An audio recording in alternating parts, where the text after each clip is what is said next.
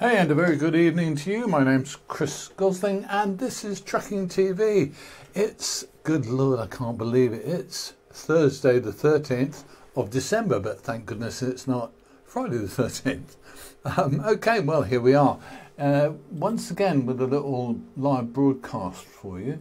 And I'm fascinated to see we've already got 4 viewers. What are you doing out there? You must have finished work and be sitting about in your cabs and things. So tonight is a funny night. Now, yesterday we had a lot of viewers, around 3,000 views, I think, overall, on last night's news report. But tonight we've got a new and exciting sensation for you. Obviously, the criminals last night didn't get out. There have been no crime reports. We had 2 very minor reports of curtain cuts, but nothing else. So I have to tell you, if you don't tell me what's happening, then I can't tell you what's happening. Excuse me. So in reality, we've got nothing for you in the way of live news tonight. But there's a couple of topics I would be very happy to talk about, and so we might as well talk about those if that's okay with you. So we'll have a bit of a conversation. I'll get some stuff up on the screen, and you can see what we're talking about. The first one I want to really talk about, let's get to it, is this. And this, let's just get to the headline so you can see it. Okay, and this is a headline from a very popular magazine. It's called The Lodestar, and it covers all aspects of, really all aspects of transport, including the sea, transport, container ships. It covers road transport, rail transport. It covers everything. And one of the things that I think about it is that it does very good reporting. And we're talking, of course, now about the driver shortage alleged.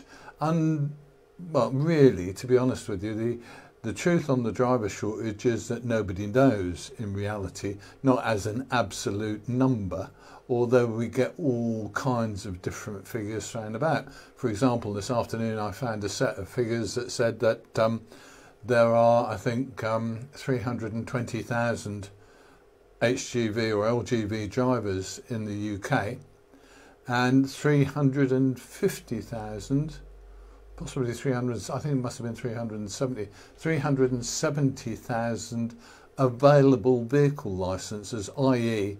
what's essentially happened is that the operators have licensed that number of vehicles, although they're not actually running that number of vehicles because they can't, because they haven't got the drivers. It's interesting, isn't it? It does mean that they haven't bought those vehicles. They're not real vehicles standing about doing nothing. They are the possibility of vehicles because they're already licensed by the employers, if you like. Okay, so there you go. But that's a really interesting one, and I related that back to something that we did the other day. But I'd just like to look at this piece first. Let's go back to it so you can see what I'm talking about. I'm having a great time dropping my bookmarks. What we're looking at here is this figure of 52,000 in the UK and Germany with 45,000. But the interesting bit that I've got that kind of conflicts around here is that in Germany they're saying 30,000 people are leaving the haulage industry every single year. That's a lot of people, but only 2,000 people are getting truck driving qualifications each year. Now this is in Germany. This is not the situation here in the UK. In the UK it's quite different. There are rather a lot more people getting their driving qualifications in this year in the UK. So we'll look at that in a moment as well. But this is just an odd one. This is going to relate back to something that I think we've got to talk about, and we've got to talk about quite seriously quite soon in the UK. Although, to be absolutely honest with you, whether anybody's got the bottle or the inclination to do it, I don't know. So looking across the rest of Europe, France is short 20,000 drivers. And Scandinavia is short something like 10 or 11,000 drivers. That's an interesting one. But the reality is that kind of numbers of jobs, well, they're kicking about all the time, aren't they? Jobs are kicking about. Many drivers have said to me, and say on social media, you know, we can leave this job because my boss is a rat bag. I can leave this job and get another one in 15.5 minutes. 2 phone calls and I'm done. Thank you, bud. So the reality is that for drivers, from drivers' points of view, there aren't particular problems, it seems. Okay, I'm going to have a look at something else now to show you, which I think is really an interesting one, because this is talking about, here we go, this is in the UK. In the UK, I managed to get hold of another set of figures from the FTA, the Freight Transport Association, that's the Employers Association, and they were talking about new entrants into the industry in the UK, talking about, again, this driver shortage. Here's the numbers that really rung my bell. It was interesting because what they're saying is that in the whole of the year, in 2017, around 37,000 people passed their initial driver certificate of professional competency, their initial qualification. And these are people who didn't have any kind of qualification to drive an HGV or an LGV at all. So it's interesting, in 2017, 36,000, and in the first 6 months of 2018, 30,000. Well, Michael, we'll come on to this in a minute, I think, don't you? Because we need to just get our heads around the numbers. So we're looking at that one there. We're looking at this interesting number of, let's say we're going to have, that's you know, put a tin hat on it and say, are we going to get double in 2018? Are we going to get 50,000 drivers? If we are, we're getting towards sorting out this problem on the current wages. But let's go back to this. Let's go back to what, good evening, Martin. Let's go back to what Michael was saying, Michael Chalice was saying. If there's a driver shortage, why aren't the companies offering better wages to entice drivers? Well, you're exactly right, Michael. Exactly right. I think what we're waiting for now is to see just what happens when we eventually, God only knows, have some kind of Brexit. A lot of continental drivers may well go back to their country of origin, and that will leave haulage companies in the crap, really. So where are they going to go with that one? I do not know, but my guess is that sooner or later, one of the big haulage outfits will actually talk about putting wages up, and I think that's going to be a really interesting moment. And they will do it unilaterally. A single company may well do it and say, we're recruiting drivers, and you will get a better deal from us. It's going to be an interesting one. Good evening, David.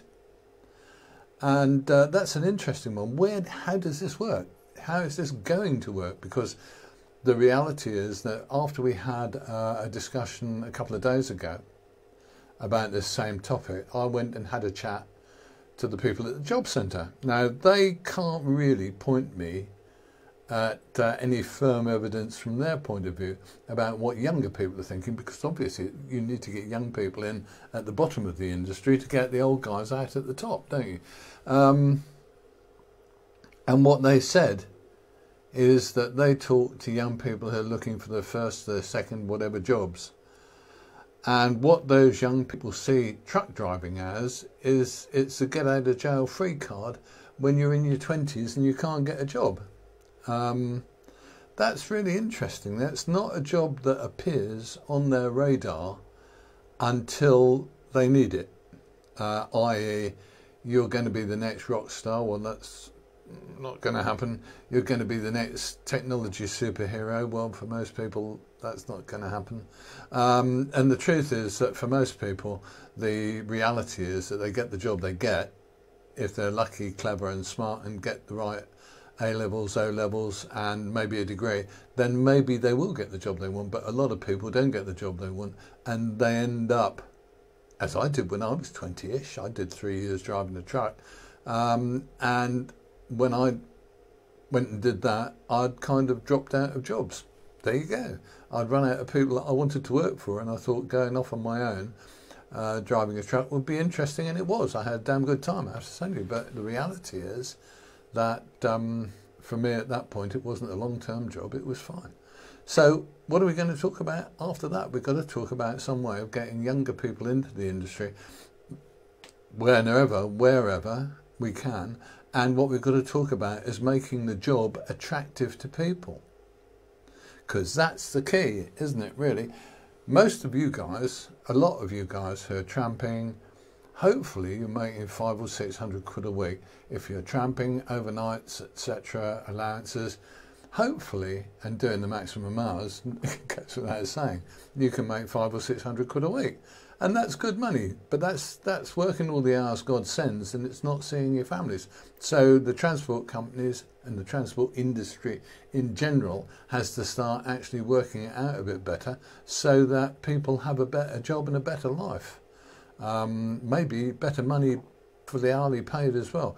It's increasingly become true that some large-scale industry leaders are saying essentially bad things about lorry driving as a job, which hopefully will make people think about it a bit more. We had the guy from PD Ports, the chief executive from PD Ports, a couple of weeks ago. We reported it. He said that from his point of view, truck driving was a horrible job. Truck drivers were treated badly. And we all know that's true in many situations. So truck drivers are treated badly and they're not dealt with properly and looked after properly, considering the job they do. And that was the boss of PD Ports. So he's on side. I read another report today from a managing director of another company who said truck driving is a stressful and demanding job. Excuse me, guys, these are guys who are on minimum wages and you're the people paying them that. So there needs to be some actual revision in the way that drivers are thought about and treated. And how do we do that? Well, I guess the reality is that if they fail to find drivers, someone's going to have to bite the bullet and pay a bit more dosh. Interesting one, isn't it? Going to have a slurp. Okay, so I just wanted to cover that from that point of view, and I just want to look at one. No, I don't. I just want to look at two other things. Let me just find those for you. I shan't be a mo. Let's just have a hunt about and find those bits. So I'm sorry we haven't got any crime tonight. I'm actually glad. It'd be wonderful if we didn't have any crime in absolute terms, wouldn't it? It'd be terrific, wouldn't it? I'd love that. I'd like to be out of a job for reporting crime. But the trouble is, of course, as you know, I cannot report crime unless you tell me what crime is happening. We are not in the position that we used to be in when I was doing local journalism, where we had something called NIBS, News in Brief, where the police would send you out literally every time they nicked somebody or every time some house got burgled, they would send you out a NIB, News in Brief. But they don't do that as much these days, and they don't do it with freight thefts anywhere in the UK. They do occasionally have a shout, with a proper press release if they manage to arrest freight thieves, but they don't report the incidents, and I would like them to. Okay, let's just go back to this one. This is the one that got me the other week. I don't know whether you saw this clip previously, but we were looking at the age of the driving population. If you look on the left, we've got the truck drivers by age group, and as you can see, the guys who are coming up to retirement between 45 and 60, they are by far the biggest group. And when you compare them against the same line, the red line that's lower down, that's the general population. So it's interesting, we've got more people driving trucks in that age group than there are in the general population. Whether this is a fallback effect when people decide, I don't want to keep working in this bloody factory, I'll go on the road. Interesting question. I don't know what the answer is, but there you have that one. And let's just go back to another piece, which is where we're talking about the driver shortage thing. Good evening. Oh, I've spoken to you guys already. Oh, sorry. As you can see, we haven't got as interesting a programme tonight because we are not doing crime. It's just one of those things. We haven't had any reports of crime. I have absolutely no doubt whatsoever there have been the same usual flock of criminal activities across the country. But the reality, of course, is that, I see. I've lost my place. The reality, of course, is that if you don't report it and you don't put it online, well, sorry guys, I can't see it. So that's a bit of an interesting one, isn't it? This is one I was going to show you last week and I couldn't find it. This is a little bit that's that just gives us some interesting numbers. This is, you remember we were talking about that 51,000 driver shortage. This is where that figure essentially comes from. And what we're talking about, the number of commercial operator licenses in the UK is for 374,000 vehicles. But they estimate the number of HGV or LGV drivers at 323,000. That's working drivers. So what we've got is a 51,000 shortage. Now that's a really interesting one, isn't it? Because it's kind of throwing figures up in the air. Don't know what the truth is. But there you go. That kind of brings me up to date with what we've got. We don't have any crime tonight. So Britain is crime free. If you believe that, you believe any bloody thing. So there we tell you. But from my point of view, that's all I have to share with you tonight. It's really, I'm glad in a way, because it usually, let's be frank, and so usually we get 5 or 6 reports of assorted serious and not so serious crime coming through to us every, if you like, every day. We usually also get relatively small crimes, like the ones where people get their curtains cut and stuff, and those in absolute terms are crimes as well. That's what I want to do, really. What I want to do is get a report somewhere in the universe on every single curtain that gets cut, on every single box of goods that get taken, and at that point we can then put our hands up and say, look, this is absolute chaos. You should do something about this, the authorities that we deal with. So that includes the police, that includes the government, because if crimes like this are going on all the time, then the situation needs to be dealt with, doesn't it, Just? Okay. Michael Chalice, until the respect for drivers and the job we do returns. Oops, the page went. The future generation of possible drivers are going to look at more attractive industries. The possible new drivers that will be attracted into the industry is lads and lasses that have grown up around haulage. Well, actually, Michael, that's really true. It is a job that runs in families. I think we all kind of know that, because that's the truth. That's the way it goes. You talk to a huge number of drivers and they will say, well, my dad was a lorry driver and he used to take me out and I thought it was an interesting life, blah, blah. And people do that. It works. It works for them because they get introduced to it by people they care about, and therefore it all works for them. The issue now is, I think young people look on TV and they see rock stars and they see technology superheroes and stuff like that, and multimillionaires. I want to be one of them. Okay. That's it for tonight. We've had a fairly brief little session, haven't we? But it's only because we didn't get enough, I guess you'd say, it's only because we didn't get enough information, kind of. I don't know whether I want to say that, really, because I don't think it's particularly the answer. But if you have any news to send us, I'd be delighted to get it. This is the contact details. You can find us on Facebook, you can find us on YouTube, you can find us on the website, you can find us on Twitter. And if you really want to, you can ring us or text message us. Until I see you again, I'm Chris, this is Trucking TV, and we'll be back tomorrow. We won't be back at this time, we'll be back earlier in the day, because I need to get a bit of a life. I'll see you soon.